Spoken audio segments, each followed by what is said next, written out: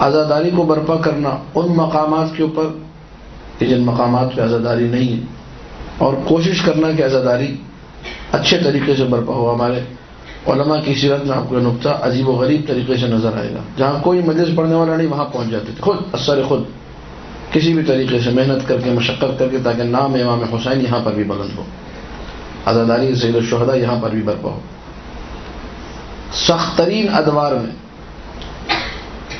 یہ قم کا واقعہ ہے، اور شہاب الدین مرعشی نجفی نے نقل کیا ہے، جب رضا شاہ ملعون نے، پہلوی جس نے عزاداری پر پابندی لگائی تھی، عمامے پر پابندی لگائی تھی، کوئی طالب عمامہ نہیں پہن سکتا سوائے اس کے کہ جو مجتہد ہو، صرف مجتہدین عمامہ پہن سکتے ہیں، باقی طالبوں کا عمامہ پہننا ممنوع، تاکہ عمامے کم نظر آئے لوگوں کو۔ حجاب پر پابندی، کوئی عورت چادر نہیں اوڑھے گی، سب سر برہنہ باہر آئیں گی۔ یہ رضا شاہ نے استعماری طاقتوں کے حکم پر یہ سارے کے سارے فرامین جو ہیں نافذ کیے تھے ایران کے اندر۔ جب عزاداری پر پابندی لگی تو اب یہ اس زمانے میں پابندی لگی، پابندی پہلے سے لگی، کافی عرصے چلی یہ پابندی، اس کا دورانیہ تھوڑا نہیں رہا۔ مؤسس حوزہ علمیہ قم شیخ عبدالکریم حائری جو تھے، ان کے زمانے میں اس پابندی کی بات شروع ہوئی تھی، پابندی لگی، ان کے سامنے کسی نے کہا تھا قبلہ آپ مرجع وقت ہیں، آپ جو ہے مؤسس حوزہ علمیہ، آپ کو پتہ ہے عزاداری مستحب ہے، ٹھیک ہے مستحب پہ پابندی لگا رہے تو کیا ٹینشن ہے؟ شیخ عبدالکریم حائری نے کہا یہ ایسا مستحب ہے جس میں 1000 واجب چھپے ہوئے ہیں، ہزاروں واجبات کو اس مستحب نے بچایا ہوا ہے۔ تو عزاداری کو مستحب کہنا بھی جو ہے یہ ایک حماقت اسے کہا جا سکتا ہے، یہ حماقت ہے آپ عزاداری کو مستحب کہیں۔ عزاداری نماز ولایت سے امیر المومنین ہے، عزاداری نماز ولایت جب بن گئی تو وہ روایتیں آپ کے ذہن میں ہونی چاہیے کہ اسلام کی بنیاد 5 چیزوں پر ہے، تو 6 چیزوں پر ہے، تو 9 چیزوں پر ہے، تو 10 چیزوں پر ہے، تو 11 چیزوں پر، مختلف روایتیں۔ ہر روایت کے آخر میں ہے ولایا ولایا ولایا، اور آخر میں ٹکڑا بھی لگا ہوا ہے، جس طریقے سے ولایت کا حکم دیا گیا اس طریقے سے کسی چیز کا حکم، جس طریقے سے ولایت کے بارے میں دعوت دی گئی کسی چیز کے بارے میں دعوت نہیں دی گئی۔ تو عزاداری سے تو اظہار ولایت ہوتا ہے، اظہار محبت ہوتا ہے کہ ہم آل محمد کے چاہنے والے ہیں، لہٰذا عزاداری سید الشہداء واجب ہے، مستحب نہیں ہے۔ اب یہ کہ اس کے طریقے مختلف طریقے ہیں، ہاں ان کو آپ مستحب کہہ سکتے ہیں۔ عزاداری مودت ہے یا نہیں ہے؟ قل لا اسألکم علیہ اجرا الا المودۃ فی القربى، یہ مودت مستحب ہے یا واجب ہے؟ تو عزاداری اسی مودت کا تسلسل ہے، تو اس عنوان سے میں کہہ رہا ہوں کہ عزاداری واجب ہے۔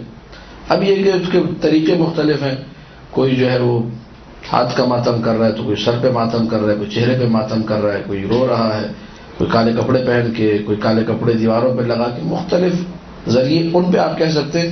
اگر کسی نے نہیں کیا تو وہ ایک طریقہ، خاص طریقہ وہ والا مستحب تھا، لیکن اصل عزاداری، اصل دل میں غم ہونا، نفس المحموم جو ہے، جو عزادار کی جو سانس جس کو عبادت کا درجہ عبادت کا درجہ دیا گیا ہے، وہ محموم ہونا، وہ ہم، وہ واجب ہے، وہ غم واجب ہے۔ جب عزاداری واجب ہو گئی، ہمارے علماء نے اس کے بارے میں اہتمام عجیب دکھایا۔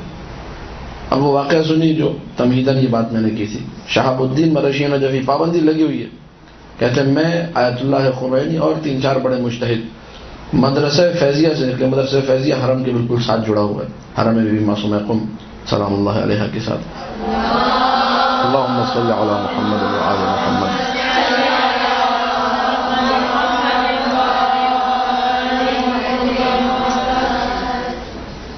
اب نکلے ہم لوگ کس چکر میں، توجہ فرمائیے، نقطہ جو میں نے عرض کیا کہ عزاداری نہیں ہو رہی ہے، عزاداری پہ پابندی لگی ہوئی ہے۔ جس شہر میں عزاداری پر پابندی ہے اس شہر میں کچھ فقیہ، آیت اللہ خمینی بھی فقیہ، شہاب الدین مرعشی نجفی بھی فقیہ، اور 3-4 اور علماء، سب فقیہ ہیں، یہ نکلے ہیں تاکہ عزاداری برپا ہو سکے۔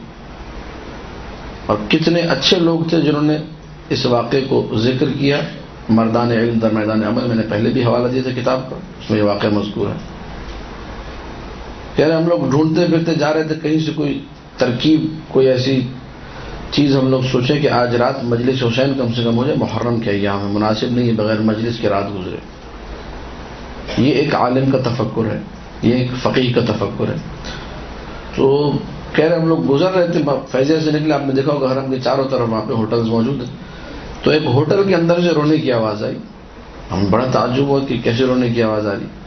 وہاں گئے تو جو ہے دیکھا کہ جو ہے ایک کمرے کے اندر کچھ مومنین بیٹھے اور گریہ کر رہے ہیں.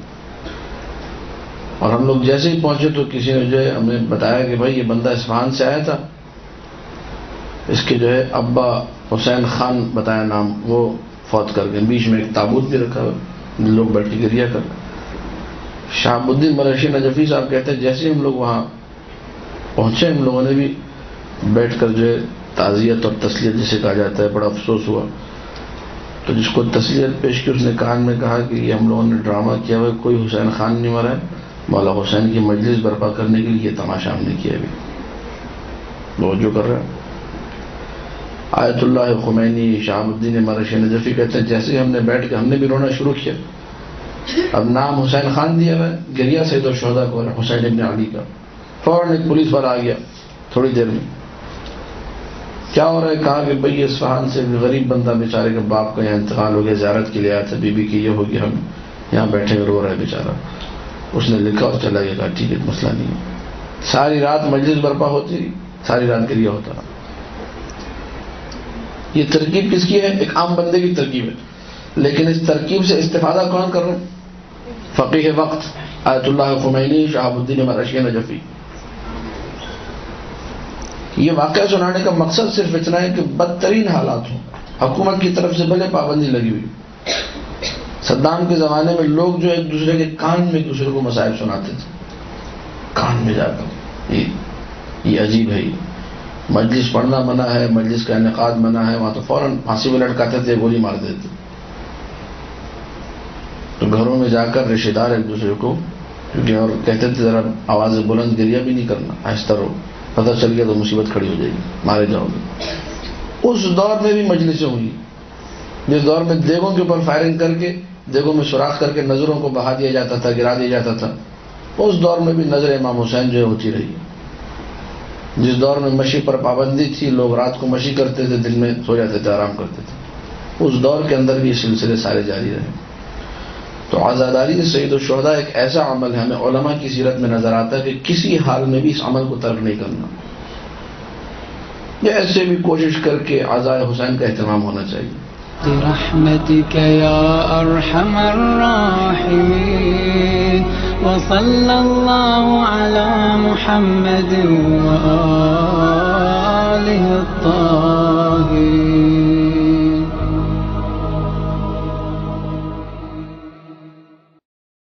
شیخ عبدالزہرا کعبی اکثر میں اپنی مجالس میں ذکر کرتا ہوں، بہت بڑا نام ہے. جناب زہرا سلام اللہ علیہا کی ولادت کے دن اللہم صلی علی محمد و آل محمد.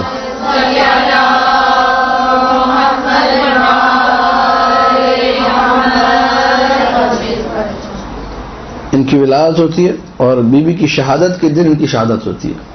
نام ان کا تھا عبد الزہرا، یعنی زہرا کا بندہ، زہرا کا غلام. باپ نے نام یہ رکھا تھا، چونکہ بی بی کی ولادت کے دن ولادت ہوئی تھی، کہا کہ یہ عبد الزہرا ہی. زندگی بھر انہوں نے ذکر سید الشہداء کیا، مصائب پڑھے سید الشہداء کے. آج بھی عاشور کے دن بھی، اور ابھی چہلم کو جو پڑھا جائے گا مقتل 2-2.5 گھنٹے کربلا میں جو لوگ جا کے سن چکے ہیں، وہ انہی شیخ عبدالزہرا کعبی کا ترتیب مرتب کیا ہوا مقتل ہے جو آج بھی پڑھا جاتا ہے.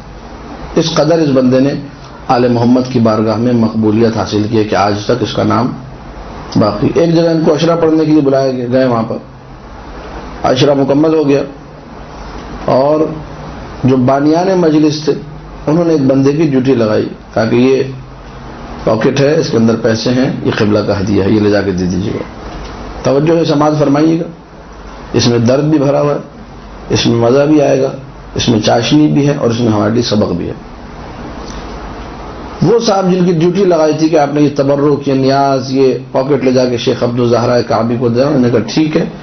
وہ عزا خانے کے اندر ان کا جہاں وہ بیٹھ کے میٹنگ کرتے تھے، کمرہ جو تھا امام بارگاہ امام باڑے کے اندر، وہاں انہوں نے ایک چھوٹے سے صندوق سے میں پیسے رکھ دیے کہ میں مجلس کے بعد لے جا کے دے دوں گا، اور بھول گئے بالکل نسیان منسیہ، سرے سے بھول گئے، ایسے ڈیوٹی لگی ہی نہیں تھی.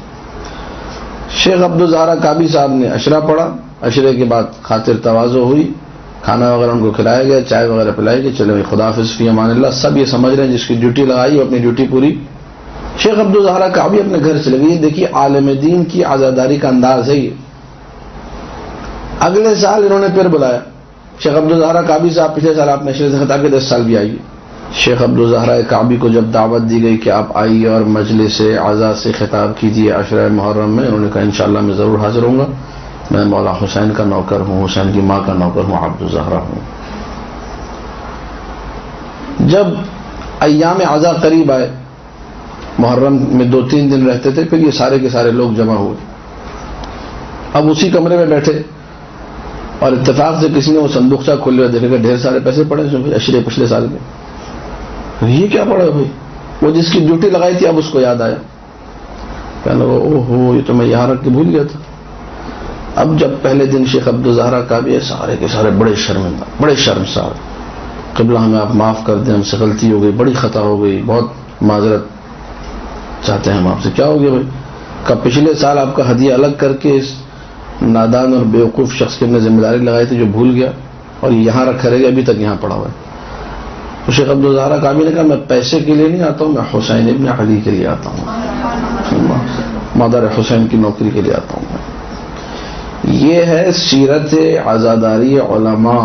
اگر سیرت عالم پہ عمل کرنا ہے ٹھیک ہے بھائی، حسین کی ماں نے تمہیں شرف دیا ہے، اپنے منہ سے 2 حدیثیں سنا دو گے، سید الشہداء کا ذکر کرو گے، جس ذکر کی تمنا اللہ کے رسول کو تھی، جس ذکر کی تمنا جبرائیل کرتا تھا کہ میں یہ ذکر کروں تو ذاکر حسین بنوں، جس ذکر کو ابراہیم نے شرف سے انجام دیا، جس ذکر کو اسماعیل نے کیا. ہر نبی تمنا کرتا ہے میں ذاکر حسین بن جاؤں. علماء تمنا کرتے تھے. علامہ طباطبائی سے کسی نے کہا کہ آپ نے کبھی جو ہے نوحہ خانی اور مرثیہ خانی عزاداری یہ ذاکری کی ہے؟ تو انہوں نے کہا زندگی بھر جتنے درس دیے ہیں کاش کہ نہ دیتا، حسین کا ذاکر بن جاتا. یہ ذاکری ہے، ذاکری حسین مذاق نہیں ہے. اچھا پھر وہی بات، کل کو کوئی ممکن ہے کوئی بیوقوف آگے اعتراض کرے، مرجع نے جائز قرار دیا، خود مجھے بھی پتہ ہے جائز قرار دیا، اگر آپ کو پتہ ہے تو مجھے بھی معلوم ہے، میں رہتا ہی مرجع کے پڑوس میں ہوں. آپ سے زیادہ مجھے اس مسئلے کا علم ہے کہ مرجع نے جائز قرار دیا ہے. ہر جائز کام کرتے ہیں آپ؟ میں تو بہت سارے جائز کام جو کر ہی نہیں سکتا، جائز ہوتے ہیں بالکل جائز، شریعت کے عین مطابق ہے. کسی شریعت نے نہیں کہا یہ کام حرام ہے، لیکن نہیں کرتے. ہر جائز کام تھوڑی کرنا ہوتا ہے. یہ جائز ہے، میں نہیں کہہ رہا یہ حرام کام ہے، لیکن غلط کام ہے. یہ عزاداری علماء کے خلاف ہے. انداز عزاداری علماء ایسا، علماء عزاداری کرتے تھے، مجلس سے پڑھتے تھے، ممبر پہ جاتے تھے، کبھی پیسے کو اپنی نگاہ میں نہیں رکھتے تھے، شرف سمجھتے تھے. وقت ہے، حاضر خدمت ہے، نوکری کے لیے حاضر ہے، جس نے دے دیا. اچھا اس کا قطعاً یہ مطلب نہیں ہے کہ آپ لوگ عالم دین کو کچھ نہ دیں، یہ بھی میں نہیں کہہ رہا. یہ بھی سیرت ائمہ میں سے ہے، یہ بھی سیرت علماء میں سے. اچھی طرح نوازتے تھے، خیال رکھتے تھے. دیوبل کو اپنا وہ دجداشا وہ قمیض اٹھا کر دے دی جس میں مولانا نہ جانے کتنی نمازیں پڑھی تھی، اس میں کتنے ختم قرآن کیے تھے. وہ قوم آیا تو دیوبل لٹ گیا، اس سے لوگ ٹکڑے ٹکڑے کر کے چھین کے لے گئے. دیوبل جب اپنے گھر پہنچا شوش میں جہاں دانیال نبی کی قبر ہے، وہاں کے دیوبل رہنے والے تھے. پتہ چلا بیٹی جو ہے نا وہ تقریباً اندھی ہو چکی ہے، آنکھوں سے نظر نہیں آ رہا. وہ جو ایک ٹکڑا بچا ہوا تھا مولانا رضا کی قمیض کا، یہ عقیدہ تھا، یہ عزاداری تھی. اس کو کہا بلاؤ بیٹی کو، بیٹی کی آنکھ پہ ملا، کہا کہ جاؤ تمہاری آنکھیں ٹھیک ہو گئی. ٹھیک ہے. اللہم صلی علی محمد و آل محمد.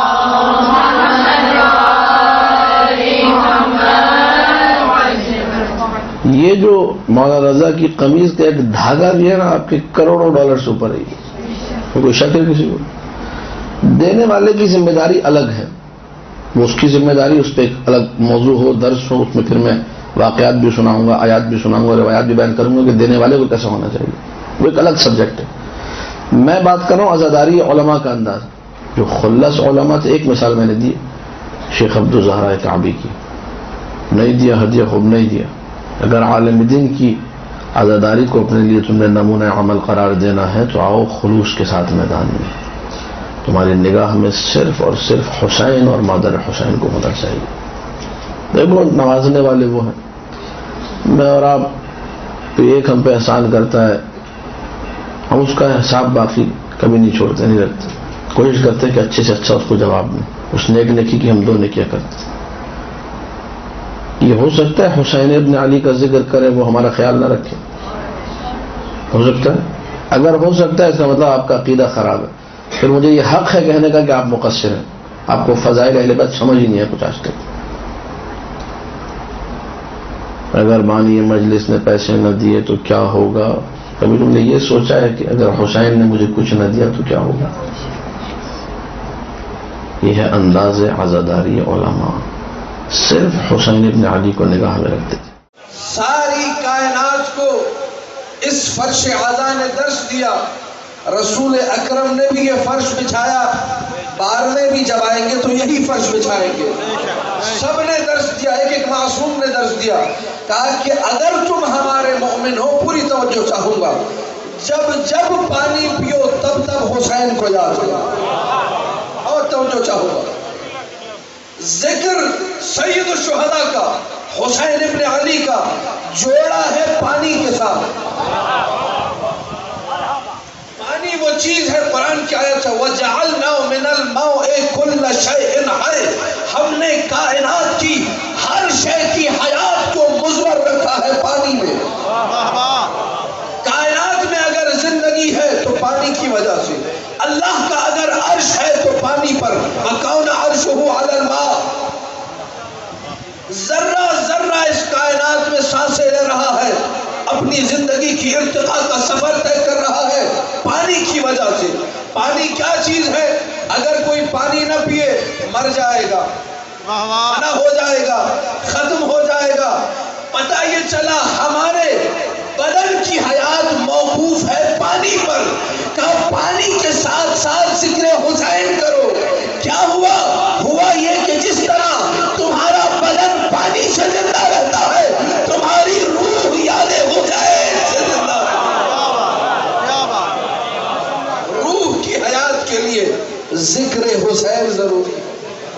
ایک گھونٹ بھی پانی کا پیا، حسین ابن علی کے عزادار یہاں بیٹھے، کہ فوراً کہو صلی اللہ علیہ یا ابا عبداللہ، حسین آپ پر اللہ اپنی رحمت نازل کرے۔ وَلَعْنَةُ اللَّهِ عَلَىٰ قَاتِلِيكَ، جتنے آپ کو قتل کرنے والے تھے سب پر اللہ کی لعنت ہو، یزید پر اللہ کی لعنت ہو، شمر پہ اللہ کی لعنت ہو، خولی پہ اللہ کی لعنت ہو، سنان ابن انس پہ اللہ کی لعنت ہو، حرملہ پہ اللہ کی لعنت ہو۔ لیتے جائیے قاتلوں کا نام اور لعنت کرتے جائیے۔ مولا کیا ہوگا؟ روح کی حیات کیسے ہوگی؟ کہ جو گناہ کرتے ہو فرشتے لکھ رہے ہیں۔ جیسے جیسے حسین پر درود پڑھتے جاؤ گے، قاتلوں پہ لعنت کرتے جاؤ گے، فرشتے گناہ مٹاتے جائیں گے، نیکیاں لکھتے جائیں گے، تمہاری روح سفر طے کرتی جائے گی۔ مل کے آواز بلند صلوات پڑھ دیجیے۔ اللہم صل علی محمد و آل محمد۔ روایت موجود، بس آخری روایت تو میں نے زحمت تمام کی۔ اللہ کے رسول نے فرمایا وَهَلْ بَقِيَ، یہ استفہام انکاری ہے، ہم لوگ بہتر کرتے ہیں، ما بقیہ، وَهَلْ بَقِيَ فِي السَّمَاوَاتِ مَلَكٌ لَمْ يَنزِلْ إِلَيَّ وَلَمْ يُعَزِّنِي بِوَلَدِيَ الْحُسَيْنِ، جب ما عزاہم کی تشکیق میری طرف سے بِوَلَدِيَ الْحُسَيْنِ، کیا آسمانوں میں کوئی ایسا فرشتہ باقی رہا کہ جو روئے زمین پر نہ آیا ہو اور مجھے حسین ابن علی کا پرسہ آ کر نہ دیا، تعزیت آ کر پیش۔ یہ واقعہ کربلا سے پہلے کی بات ہے، ابھی واقعہ کربلا نہیں ہوا ہے۔ جب نبی کی شہادت ہوئی ہے تو 7 سال کی عمر تھی مولا حسین، 3 سے 4 ہجری بعد لوگوں نے کہا ولادت سے مولا حسین کی، 11 ہجری رسول کی شہادت ہے، 7 سال 6.5 سال کے سن مبارک شہادت کے وقت۔ ابھی جب کی یہ روایت رہی ہوگی جب ولادت حسین ہوئی ہے 3 ہجری میں، یا تو ابھی 1 سال کے ہوں گے، 2 سال کے ہوں گے، سے زیادہ نہیں، کیونکہ عام طور پر ایسی روایات قریب الولادہ آ جاتا ہے۔ اللہ کے رسول کیا فرما رہے ہیں؟ کوئی ایسا فرشتہ آسمانوں میں باقی نہیں رہا جس نے غم حسین میں آ کر مجھے تعزیت پیش۔ واقعہ کربلا سے 50 سال پہلے، تقریباً 52-53 سال پہلے، آپ کہیے 57 سال تو عمر ہے، اس سے پہلے کی بات ہوگی۔ یا رسول اللہ، تعبیر رسول کی وحل بقی استفہام انکاری، یعنی کوئی فرشتہ باقی، جتنے فرشتے تھے چاہے وہ حملۃ العرش ہو چاہے وہ ملائکۃ المقربین ہو، فرشتے کتنے؟ خطبہ قاصرہ دیکھیے، نازل بلاغہ دیکھیے، عدد التراب او اکثر، امیر المومنین کا ارشاد والا فرشتے کتنے؟ کہا مٹی کے جتنے ذرات ہیں اس سے زیادہ فرشتے ہیں۔ مٹی کے ذرات کو گن سکتا ہے؟ نہیں گن سکتا۔ فرشتوں کی تعداد بھی کوئی نہیں گن سکتا، اس قدر فرشتے ہیں۔ اور رسول اکرم کیا کہہ رہے ہیں؟ کوئی ایسا فرشتہ باقی نہ رہا جس نے غم حسین کا اندر مجھے تعزیت پیش نہ کی ہو۔ فرشتوں کا کام کیا ہے؟ یہ آپ نے سنا ہے، مجلسوں میں روایات موجود ہے، جا کے دیکھیے۔ کوئی فرشتہ ہزاروں سال سے اور رکوع میں مشغول ہے، کوئی ہزاروں سال سے سجدے میں ہے، کوئی ہزاروں سال سے تحلیل میں ہے، کوئی ہزاروں سال سے تسبیح میں ہے۔ جو جس امر الہی کے مطابق اپنی اپنی عبادت، اپنی اپنی ڈیوٹی جو ہے وہ انجام دے رہا ہزاروں سال۔ جو سجدے میں ہے وہ رکوع میں نہیں گیا، جو رکوع میں ہے وہ سجدے میں نہیں گیا، جو تحلیل میں ہے وہ تسبیح کی طرف نہیں، ایک ہی ذکر کیے جا رہے ہیں ذکر الہی سال سال سے۔ جب سے خلق ہوا یہی کر رہا، جب سے خلق ہوا تسبیح، جب سے خلق ہوا تحلیل۔ سینکڑوں روایات علماء شیعہ اور علماء اہل سنت نے نقل کیے اس حوالے سے۔ اللہ کے رسول نے جب یہ کہا بحل بقیہ السماوات ملک، کہ آسمانوں میں کیا کوئی ایسا فرشتہ باقی رہا، مطلب کوئی باقی نہیں رہا، تو مجھے یہ کہنے کا حق دیجیے جو ہزاروں سال سے رکوع میں تھا اس نے رکوع کو چھوڑا اور ہزارے بجے سے حسین میں شریک ہو گیا، جو ہزاروں سال سے سجدے میں تھا اس نے سر اٹھایا اور آدھا میں آ گیا، جو ہزاروں سال سے لا الہ الا اللہ کی سرائے بلند کر رہا تھا، تکبیر ہو تسبیح ہو تحلیل کی سرائے بلند کر رہا تھا، ہر فرشتے نے اپنی اپنی عبادت چھوڑی اور غم حسین میں شریک ہو۔ روئے زمین پر کسی عمل حسن کا، کسی خیر کا بقا جیت ہے حسینیت۔ اسی لیے سید سجاد نے اس عذاب کو ہر طور پر باقی رکھا۔ اگر عبادت بھی کی، سفینۃ البحار میں محدث قومی نے نقل کیا، لم یسجد الا علی تربۃ الحسین، 35 سال اپنے بابا کی شہادت کے بعد کان عنده خرقۃ، پرانا کپڑا تھا اس میں مٹی ہوتی تھی، سرائے خاک کے قبر حسین کے کسی مٹی پر زین العابدین نے سجدہ نہیں کیا۔ زندگی گزر رہی ہے، وہ جو زین العابدین ہے، جو عابدین کی زینت ہے پھر دنیا والآخرہ، جس کی عبادت سے روئے زمین کے اس وقت جتنے لوگ تھے سب حیران و پریشان ہیں، یہ کیسی عبادت ہے؟ خود امام معصوم نے گریا شروع کر دیا، 5 مولا نے گریا شروع کر دیا اپنے بابا کی عبادت دیکھ کر۔ دبرت یا دبرت جبہتہ ورحمت انفہ واصفر لونہ، پیشانی زخمی، آنکھ زخمی، رنگ پورا زرد۔ محمد باقر غار و قطار گریا کر اپنے بابا کی عبادت دیکھ کر۔ ایسا عابد جیسے ہی گھر میں بیویاں بیٹھ کر حسین کا ماتم کرتی تھی، یہ اپنے سجدوں کو، اپنی عبادتوں کو چھوڑ کر کہتے تھے انا اعمل لکم من طعام، تمہارے لیے کھانا میں بناؤں، تبرک کا احترام میں کروں گا۔ اس سے تو کہا ہے کان یعمل لہن الطعام، جب ماتم حسین ہوتا تھا، جب غم حسین برپا ہوتا تھا، یہ زین العابدین تھے جو بیویوں کے لیے کھانے کا اہتمام کرتے، نظر و نیاز و تبرک کا اہتمام کرتے۔ اسے حقیقت میں معلوم تھا یہ وہ عبادت ہے جو بقا دین ہے۔